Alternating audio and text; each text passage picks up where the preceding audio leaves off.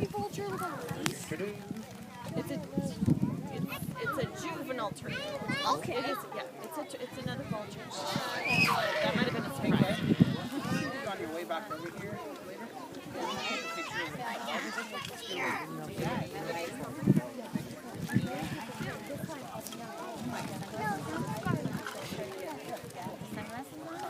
Oh, you were taking video?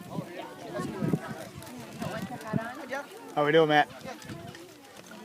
Good afternoon, folks. I think we'll get our second program of the day started. Thank you so much for coming out to Swan Lake State Park on an absolutely perfect day after a very less than perfect week of weather. So if you're like me, we're very itchy to get out and enjoy this. So I'm glad you came to celebrate with us today. How many people have been to our carnival before? Oh, that's very cool. So glad you had fun enough time to come back and celebrate again. How many people have had lunch here so far today? Okay, cool. Well, there's plenty of you to eat lots of our delicious food inside. We've got burgers and dogs and free asparagus, fresh asparagus cut this morning from right down the road from here. So that's free. Enjoy some of that. We've got dirt cups for dessert in there. And a week from tomorrow is what day? Special day coming up? A week from tomorrow. Mother's Day, yes. So if you haven't checked out our cool raffle package in there, maybe this is a note for you dads if you haven't thought about it yet. Good Mother's Day presents. So we're kind of celebrating mom, mother, and Mother Nature. Right? So there's kind of a fun garden package celebrating mom. So stop by, grab some raffle tickets, and put your name in the winnings for that very, very cool prize package. It's worth over $400. All right, so stop and grab that. What we're going to be talking about here this afternoon is a very special endangered species, which you have noticed that's joined us here. This is a barn owl, and the tree the barn owl is sitting on is Kay Newman. Kay Newman is the executive director of SOAR, which stands for Saving Our Avian Resources, which is a nonprofit wildlife rehabilitation organization, and she is situated just outside of Dedham. Okay, so not very far from here. And we do a lot of work with Kay. She comes up and helps make this program, or this carnival, a huge success with us, and we do lots of things throughout the year with Kay. And Kay is a very dedicated individual to what she does. It's not a get $1 million ever type of job, probably. Not a week or a month, yeah, no. So she does this because she loves it. She gets calls all times of the day about her owls or injured hawks or things like that.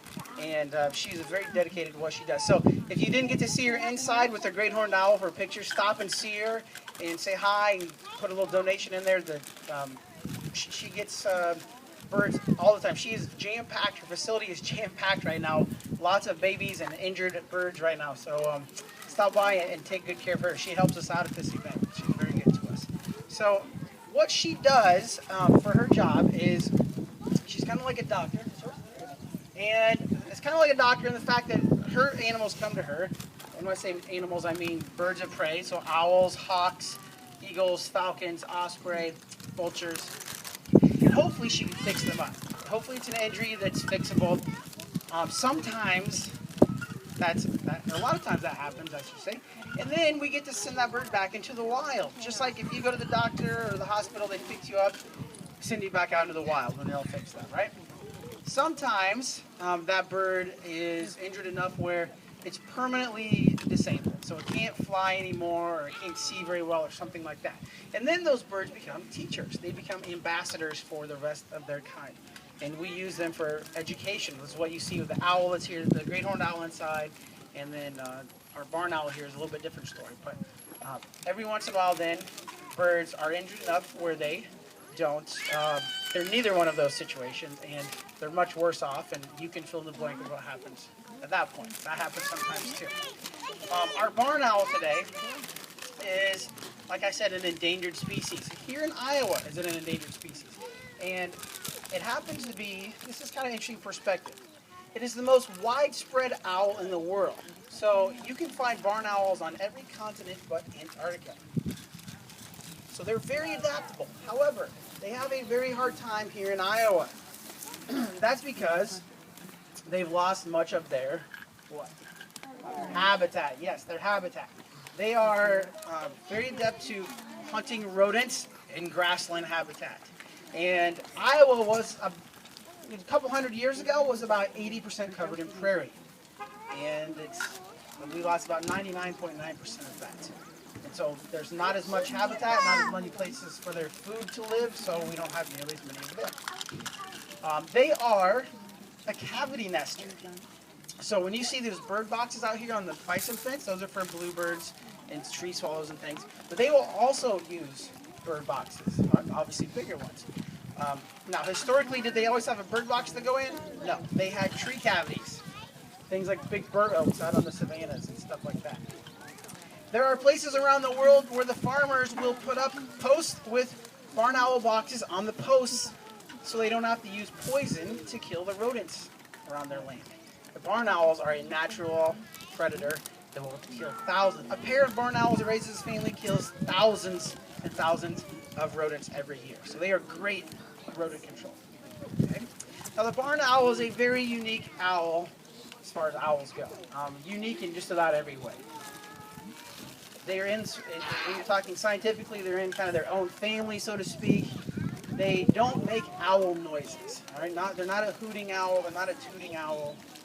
They are a hissing and screaming owl. And they will use barns, like their name implies. So if you hear a loud scream like someone's getting violently murdered coming out of your barn, chances are it's probably a barn owl, okay? Not the other thing. If you think you have barn owls around your property, or you've heard that noise, a scream or a hiss noise, they do hissing and screaming, please call us and let us know. We are very interested in that. Like I said, it's an endangered species here. So knowing about that, helping preserve the places they are using is very important.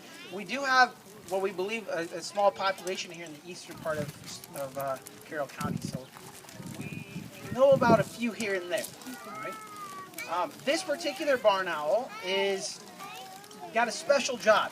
He is a captive breeding bird, which means that he will be paired up with a mate to have young. And the young then will be released into the wild. Sort of like we have our trumpeter swans here at Swan Lake for that purpose, so they can have young. The young fly free to add new trumpeter swans to the population. He kind of has that job. Okay? But he also comes out and teaches. They're also unique in the fact that they're very unpredictable. And what, sweetheart? Hi. What am I talking about? I'm talking about owls. They will nest, two pairs will nest in one barn at opposite ends. So that's kind of a unique thing for predators to nest that closely together. It's not typical, but it's not unheard of either. They also, they're migratory, so they're not here all year round. When we talk about a bird of prey, that means they've got sharp feet, or sharp talons and strong feet. They've got a hooked bill, or beak. We're talking about the owl. Yep, that owl. Can you go sit with Grandpa? Thank you. Sorry about that. She does know where owls live. So anyway, they are a very special bird. That heart-shaped face is kind of unique. And then I love the color. It reminds me of sort of a perfectly cooked marshmallow. Unless you're a burnt marshmallow fan, then it's not. But to me, it's really a unique color. So, barn owls, okay? Male. And this is a male, yeah. So a male would be a little smaller. He weighs about 1.5 pounds is all. The great horned owl you saw in there is a giant female, and she weighs all of 4.5 pounds. So they are very light. Birds are extremely light. In fact, if you get a chance to see our bald eagles that live here, they have over 7,200 feathers. And if you were going to take a bald eagle apart and put a pile of feathers here and a pile of bones here, its feathers actually weigh more than their bones. So their bones are very, very light. They're hollow. Okay? One more thing about owls is the way that they hunt is typically just by listening. Okay? Owls do have pretty big eyes. In fact, this owl's eyes are a little smaller in its head than, say, the great horned, but they listen very well. And scientists did a study on barn owls. Just bear with me one second. Temporarily and scientifically sewed their eyes shut, put them in a pitch black room, and used a little speaker that had a recording of a mouse running through leaves. The barn owl attacked that speaker every single place they put it, even when they put it on the ceiling. So they determined that barn owls can hunt in 100% darkness, just relying on their ears. So they are amazing listeners. And their ears are kind of off a little bit. One's a little higher, one's a little lower, one's a little tilted in different directions. So they have a three-dimensional hearing. Okay? Because they rely on their ears so much, they've got a special way in which they fly. Anybody know something special about owl flight? What do you think? Yeah, very quietly. So we say silent flight. And you might think that's so they don't scare their prey away. Could be possibly. Okay. This is also a child of mine. So hey, take that over there. Take that over there. Take it over there. I'll have that owl come land on you. Okay. Whose kids are those? So. She looked at you like, Yeah, I know. She's like, I know you're busy. Where were we? Oh, yes. hearing. Yes. Hearing. Yeah. So. Yeah. Okay. Who thinks an owl can turn their head all the way around? Who thinks an owl cannot turn their head all the way around? Who's not sure? Okay. That's why we're doing it. Yeah. They can turn their head 3/4 the way around. Okay. So not all the way, almost. So it'd be like looking over your left shoulder, over your back, and over your other shoulder. 3/4 the way. Twice as many bones in your neck. Maybe. Let's see. I'm gonna walk around and see if he'll follow me. Yeah. Here we go. Watch his head.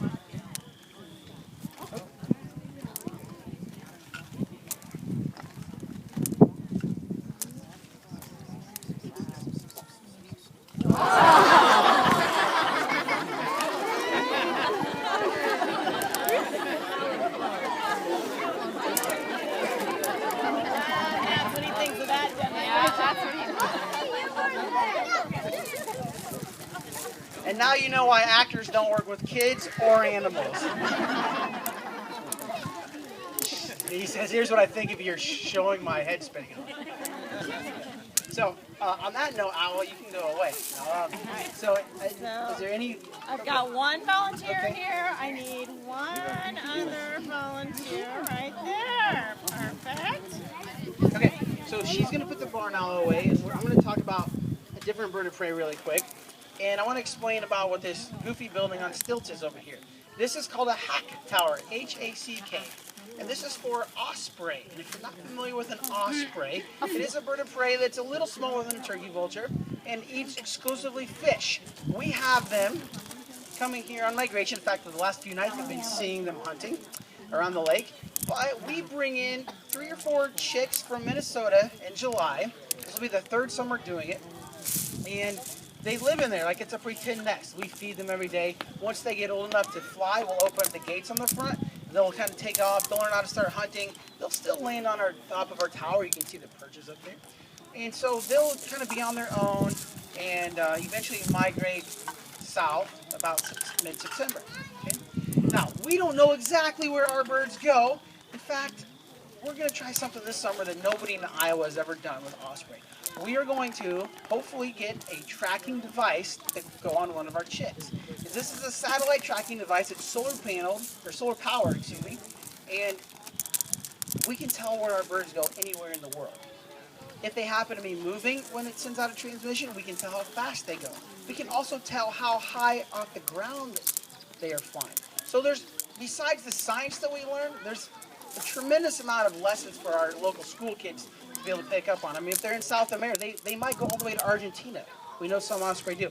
So there's a tremendous amount of geography lessons and physics lessons and all sorts of cool science and lots of neat things. And we don't even know for sure where our Iowa birds always come back to. So there's lots to be learned. So if you haven't figured out yet, part of our day today is a fundraising event. And if we are able to make any money today, we're going to put that money towards getting a satellite tracking device. I'm very, very excited about that. It's really, really neat. So stay tuned. You can check out our Facebook page for updates on all that this summer and see where we're at with that. Or just, if you're not on our newsletter list, that's a good way to find out updates too. But we have all sorts of neat stuff on our Facebook page. So, and again, that's where like money from the raffle and all that stuff is going to go towards that project. So that's where your generosity is going today. So thank you for that. We have one more bird to show you today.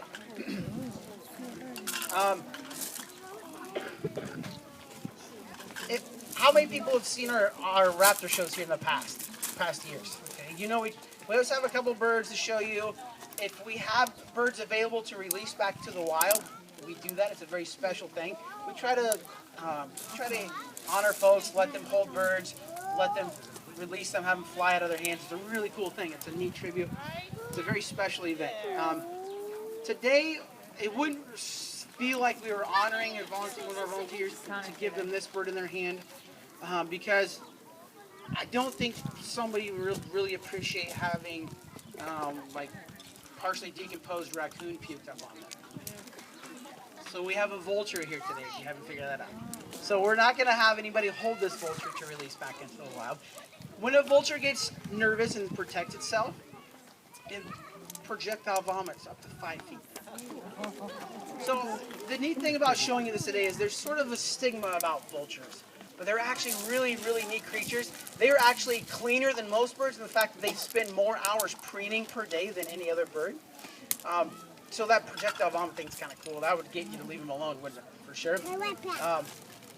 If they get too hot, their version of sweating and cooling themselves down is to go to the bathroom on their legs.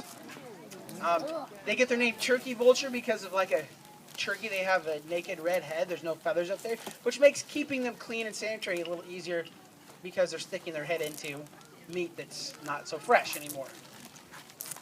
Some of our best inventions in the world are from studying and copying something in nature. And scientists are studying the guts, the stomach enzymes of vultures to see how can they eat all this rotting, gross meat and not get sick. So there's some crazy stuff going on in there that helps them to not get sick and actually use that food for energy. So maybe we can learn a little bit of how to make our food system safer so we don't have E. coli breakouts and things like that. So we're trying to learn from the vultures. That's very neat stuff. They are one of the birds that have some of the better sense of smell. A lot of birds don't smell. We think most owls don't have a sense of smell. Some birds have weak senses of smell. These guys can smell dead things from miles away. Okay? You think it's kind of gross to eat dead meat? You eat your meat alive?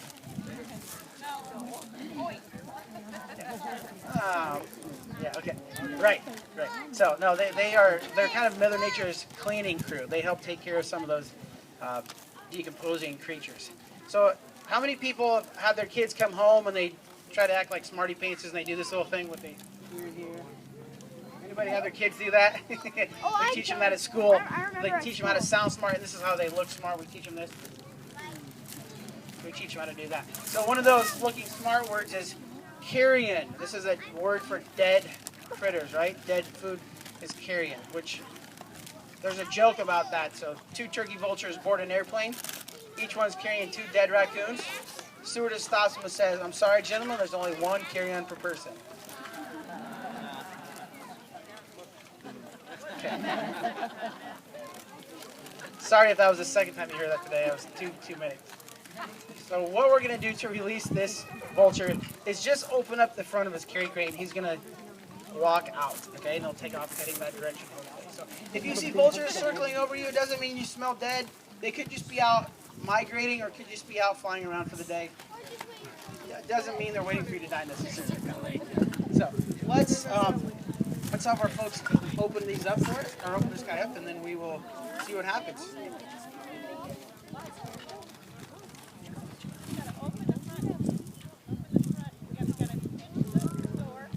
So take a look at the naked head if we'll come out here. He'll get out here in just a second. It's okay.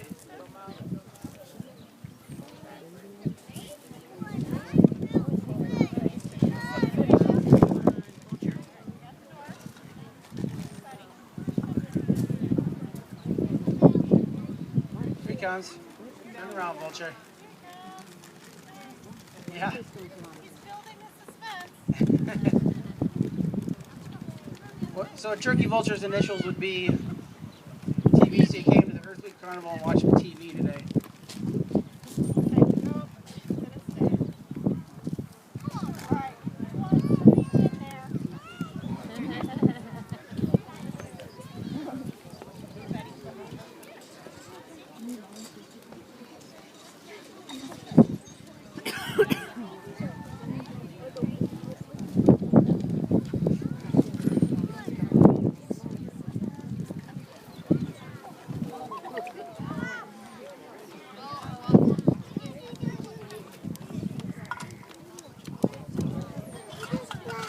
You'll notice Kay doesn't have any gloves on. This bird doesn't have very strong feet. There we go. Look at that cute face. Something a mother.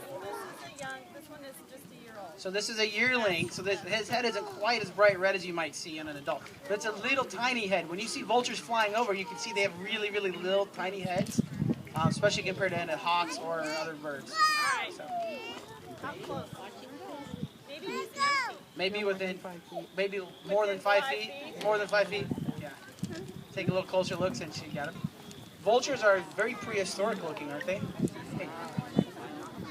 And they're not very big bodies. So you see a 6-foot wingspan, but he only weighs about 2 pounds. 2 pounds? Yeah. Weighs 2 pounds. That's a very big bird. 2.5. So this is the second. All right, you know what? There we go. Okay. There we go. Yay! All right. That's strong flyer. Good job, Turkey Vulture. Very nice. See if he'll soar for us a second here. Just getting those wings going. Very nice. There he goes. Soaring around. A good way to identify turkey vultures in the sky is they are V-shaped. You can remember V for vulture. They hold their wings up a little bit. Instead of straight out, a little bit of a V. And they rock a lot of times too. V for vulture, okay? And again, that little tiny head. Please stop by, grab some raffle tickets for a Mother's Day package, grab some food before you leave, please. Thanks for coming out and having a fantastic day with us. Enjoy the rest of this beautiful day.